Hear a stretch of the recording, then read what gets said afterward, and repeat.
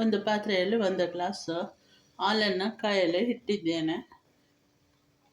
ಅದು ಕಾದ ನಂತರ 1 ಸ್ಪೂನ್ ಬೆಲ್ಲದ ಪುಡಿ, ನಿಮಗೆ ಎಷ್ಟು ಸಿಹಿ ಬೇಕೋ ಅಷ್ಟು 1 ಸ್ಪೂನು ಬೆಲ್ಲವನ್ನು ಹಾಕಿ, ಅದು ಸ್ವಲ್ಪ ಉಕ್ಕು ಬರ್ತಾ ಇರಬೇಕಾದ್ರೆ ಡಿಕಾಕ್ಷನ್ನ ಹಾಕಿ, ನಮಗೆ ಎಷ್ಟು ಸ್ಟ್ರಾಂಗ್ ಬೇಕೋ ಅಷ್ಟು ಡಿಕಾಕ್ಷನ್ನ ಅದಕ್ಕೆ ಆ್ಯಡ್ ಮಾಡಿ, ನಂತರ 1 ಗ್ಲಾಸಿಂದ ಮತ್ತೊಂದು ಗ್ಲಾಸಿಗೆ ಪಲ್ಟಾಯಿಸಿ ಕಾಫಿ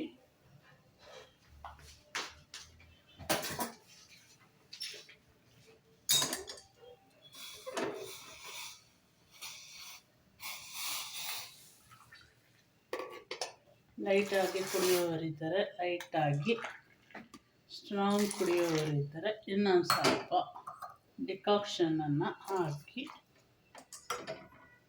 ಮೀಡಿಯಮ್ ಆಗಿ ಇದೆ. ಇವಾಗ ಇದು ಕಾಫಿ ಮಾಡುವ ಬೆಲ್ಲದ ಕಾಫಿ ವಿಧಾನ.